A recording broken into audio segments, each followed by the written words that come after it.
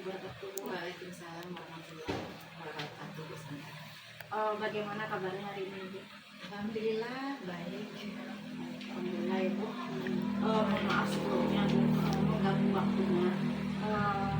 Sandra ada tugas dari kegiatan program Guru Penggerak yang mana kami ditugaskan untuk melakukan demonstrasi kontekstual untuk mewawancara kepala sekolah terkait pengambilan keputusan berdasarkan nilai-nilai pendidikan. Sebelumnya Ibu sudah siap Bu untuk diwawancara? Alhamdulillah siap. Baik Bu, kalau misalnya seperti itu kita langsung saja mulai wawancaranya ya Bu. Iya. Pertama, selama Ibu menjadi kepala sekolah, bagaimana Ibu dapat mengidentifikasi kasus-kasus yang merupakan dilema etika atau bukan moral? Jadi bagaimana Ibu selama ini mengidentifikasi kasus-kasus yang terjadi di sekolah? Begini Bu Sandra, mungkin di setiap sekolah pasti akan menemukan beberapa kasus. Nah, bagaimana caranya kita untuk kasus ini? Yang jelas kita harus menganalisis dulu kasus tersebut. Nah, setelah kita analisis, barulah kita merumuskan apakah permasalahannya. Nah, setelah kita dapat permasalahan, mungkin baru kita mengundang orang tuanya dan kita menyelesaikan permasalahan tersebut berdasarkan dengan pertimbangan. Baik, pertanyaan yang kedua ya Bu. Selama ini bagaimana Ibu menjalankan pengambilan keputusan di sekolah Ibu, terutama kasus-kasus di mana ada kepentingan yang sama-sama benar atau sama-sama ada nilai kebajikan di dalamnya. Jadi dalam kasus tersebut keputusannya, permasalahannya adalah ini benar dan ini benar. Bagaimana Ibu menghadapi atau mengatasi permasalahan yang seperti itu? Sebenarnya kalau di setiap kasus yang setelah kita analisis dan kita rumuskan permasalahannya, nah agar kedua belah pihak tidak sama-sama dirugikan, nah kita harus mengambil keputusan yang tepat. Artinya, kenapa saya katakan harus tepat? Agar kedua belah pihak tidak dirugikan, kita harus tahu permasalahannya.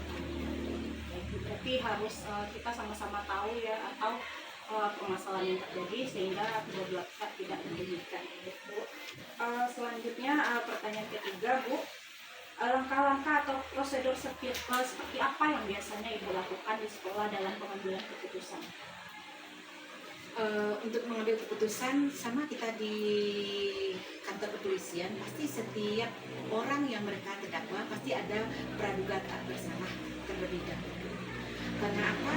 Karena kita dididik dulu harusnya dengan benar sehingga solusinya menjadi lebih. Berarti kita tidak langsung menyalahkan si pelaku tersebut. Ya, kita harus tahu dulu, kita didik nah apa permasalahannya. Anggap anak ini praduga tidak bersalah, terus kita melakukan tidak kita. Agar apa? Agar keputusan kita ambil tidak merugikan. Kita lanjut ke pertanyaan keempat ya Bu. Hal-hal apa saja yang selama ini Ibu anggap efektif dalam pengambilan keputusan pada kasus dilema etika? Caranya seperti ini. Kalau kita dengan guru, apalagi terutama dengan walas, setidaknya kita harus ada komunikasi lah, harus ada kolaborasi untuk mengumpulkan informasi. Kalau seandainya informasi sudah kita kumpulkan, baru kita bisa mengambil keputusan. Berarti perlu ada kolaborasi dengan berbagai pihak ya Bu. Itu wajib ada. Sudah bagus sekali. Kita lanjut Bu.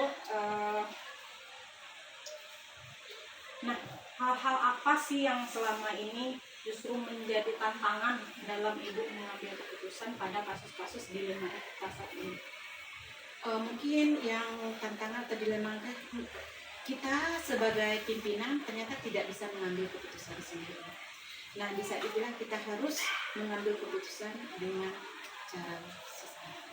Jadi harus bersama-sama sehingga tantangan tersebut dapat diatasi. Iya, betul sekali. Baik Bu. Nah, dalam mengambil keputusan tersebut, apakah Ibu punya jadwal atau tata kelola tertentu dalam penyelesaian kasus dilema etika? Ataukah Ibu langsung menyelesaikan masalah di tempat atau memiliki jadwal untuk menyelesaikannya? Prosedurnya seperti apa selama ini Bu? Kalau saya sendiri, saya tidak punya jadwal. Nah, artinya saya tidak punya jadwal khusus. Sifatnya hanya situasional saja dan kondisional. Kalau hal itu bisa diselesaikan, kita memang harus kita selesaikan secepatnya. Tergantung situasi saat itu dan kondisi bisa. Berarti tidak ada Jadwal jadwal khusus khusus ya? memang tidak. Berarti tergantung situasinya seperti apa ya. Nah, dalam menyelesaikan kasus-kasus tersebut, adakah seseorang atau faktor-faktor apa yang selama ini mempermudah atau membantu Ibu dalam pengambilan kasus dilema etika tersebut? Mungkin saya banyak yang membantunya, terutama kawan-kawan guru, kawan-kawan wakil. Nah, karena apa? Mereka itu sangat dibutuhkan untuk kita dapat memperoleh informasi. Karena informasi ini penting untuk kita mengambil keputusan. Nah, kita bisa juga melibatkan pengurus komite, ketua komite, atau yang lainnya. Tapi kolaborasi itu lagi ya Bu menjadi faktor penentu dalam pengambilan keputusan. Baik, dari semua hal yang telah Ibu sampaikan tadi, pembelajaran seperti apa yang Ibu dapat dan pengalaman Ibu dalam mengambil keputusan tentang dilema etika tersebut?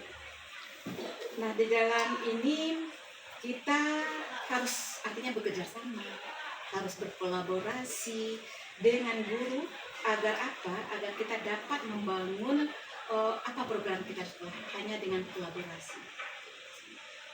Oke, pelajaran yang didapat adalah tentang kerjasama dan kolaborasi.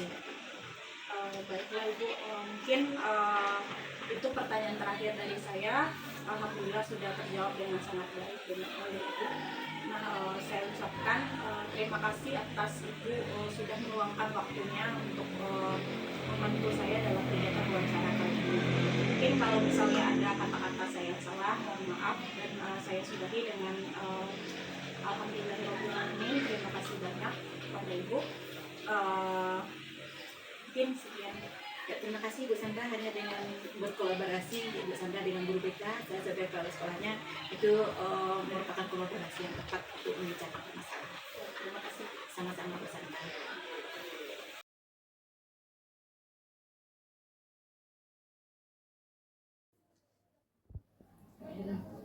Ibu apa sih?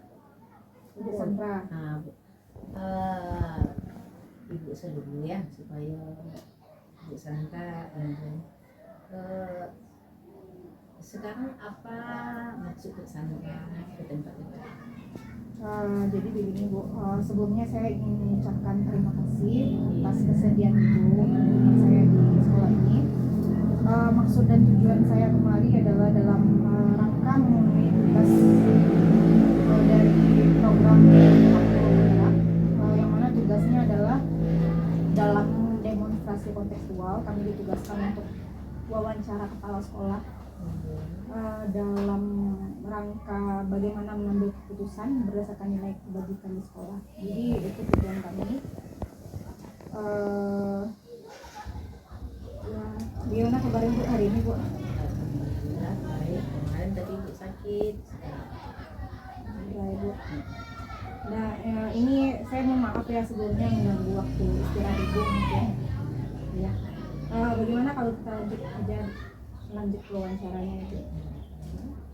Pertanyaan pertama itu, yang tadi ya Bu, seperti yang tadi, selama Ibu menjadi kepala sekolah, bagaimana Ibu mengidentifikasi kasus-kasus yang merupakan dilema etika atau didikan moral, seperti kasus yang tadi? Bagaimana kiranya Ibu dapat mengidentifikasi kasus-kasus yang terjadi yang seperti itu? Selama jadi kepala sekolah di sini kurang lebih 3 banyak kasus-kasus tapi kasus-kasus itu kita temukan dan kita pecahkan bersama.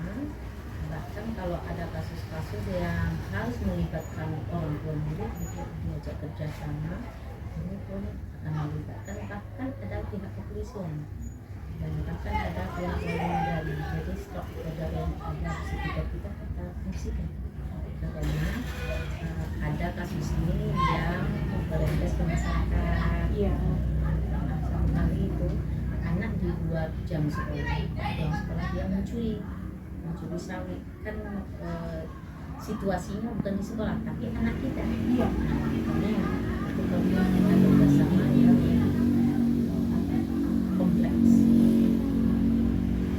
Berarti perlu ada kerjasama ya dari berbagai pihak ya Bu dalam mengidentifikasi hal tersebut.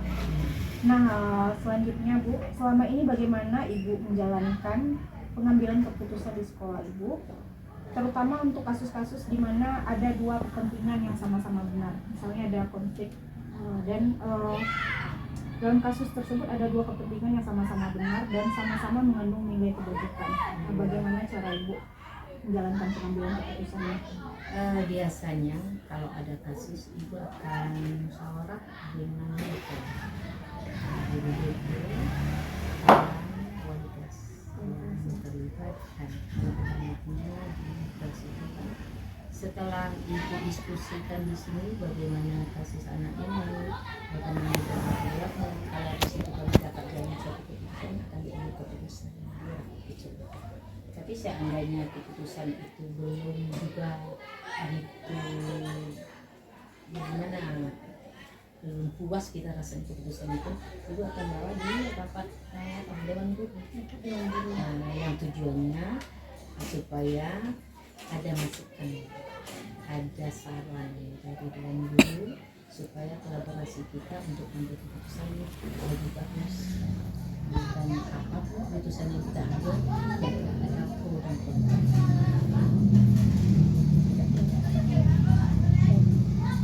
Langkah-langkah prosedur seperti apa yang biasanya Ibu lakukan selama ini dalam pengambilan keputusan?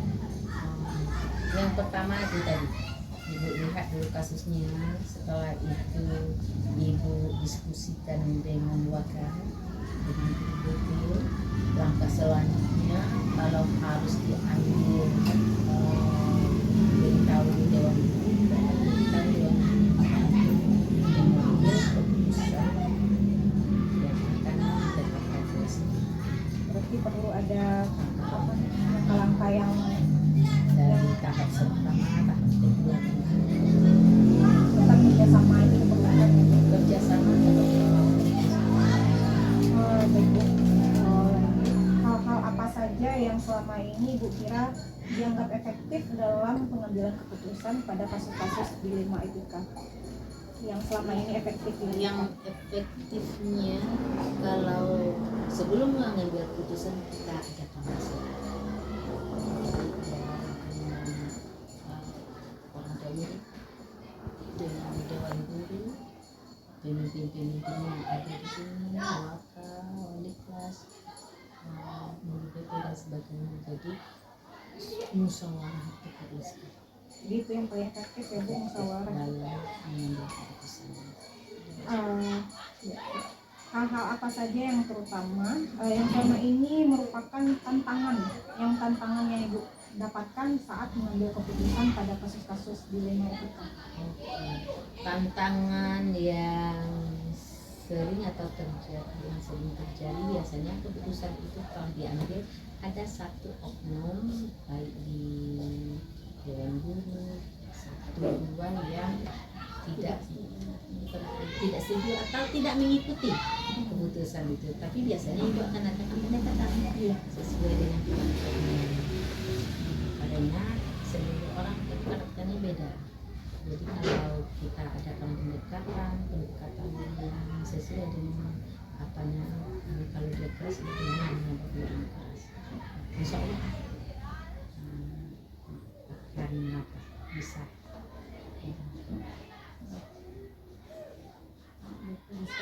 Biasa sekali ya Bu.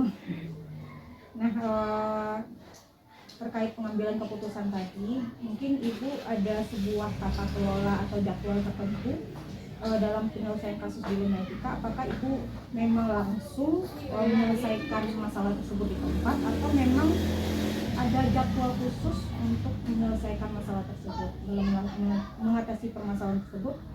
Nah, bentuk atau prosedur seperti apa yang biasanya Ibu lakukan?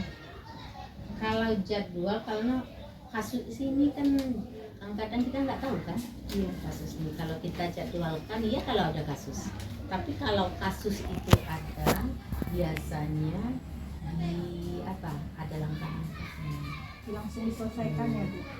Bukan langsung.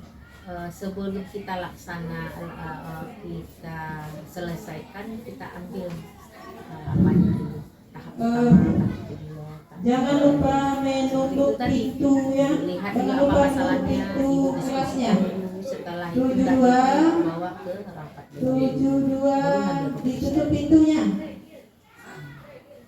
Baik, berarti dalam mengambil keputusan tersebut, karena tentu ada langkah-langkahnya, tidak langsung, Nggak langsung jadi ambil keputusan. perlu ada musyawarah ya Bu ya. Iya.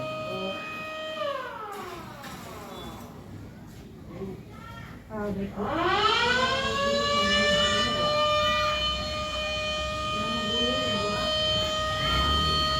Udah berapa lama ibu sama dengan Uci? Siapa Bu? Sama dengan Iya, Uci. 2017. Apanya CP sama dengan Uci ya? Iya. Oh, PP-nya. PP-nya. Dulu kendara, Iya. calon dulu kendara. Cuman PP-nya beda Bu. CP beda ya. Si Suci kan atau si Bu Inas.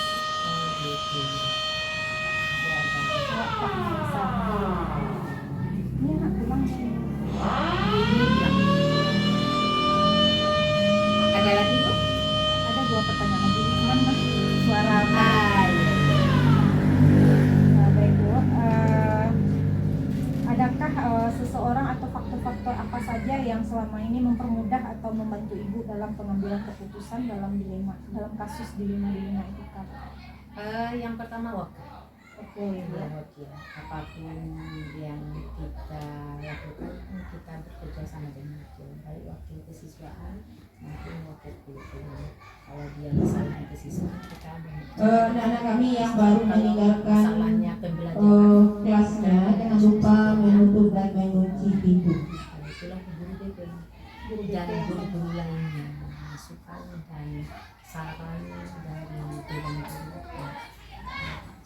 Tapi memang guru-guru wakil dan guru BP tentu sangat membantu Ibu dalam proses pengambilan keputusan. Baik, ini pertanyaan terakhir ya Bu. Dari semua hal yang Ibu sampaikan tadi, pembelajaran apa yang dapat Ibu petik dari pengalaman Ibu dalam mengambil keputusan? Dalam mengambil keputusan, kalau dapat Jangan langsung. bersama sebelum berkeputusan, karena keputusan ini ada keperluan pemerintahan.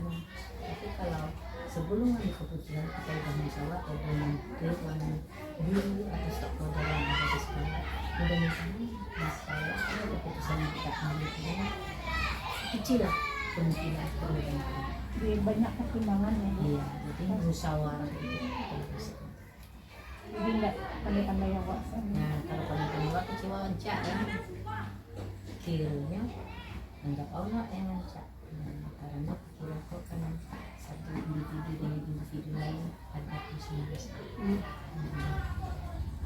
Ya, itu tadi pertanyaan terakhir Bu. Jadi di sini saya ingin luar biasa sekali ilmu yang saya dapat dari Ibu sebagai kepala sekolah dalam mengambil keputusan. Jadi pertama kita perlu merangkul, berkolaborasi dengan berbagai pihak seperti guru mata pelajaran, wakil, guru BP, dan stakeholder lainnya, komite juga, agar keputusan yang kita ambil dapat tidak merugikan berbagai pihak gitu. Jadi banyak pertimbangan dalam hal itu sampai kita bisa bermusyawarah dengan baik untuk mengambil keputusan terbaik ya Bu. Mungkin sekian dari saya. Saya ucapkan terima kasih atas waktu dan kesempatan yang diberikan. Assalamualaikum warahmatullahi wabarakatuh. Terima kasih banyak ya Bu.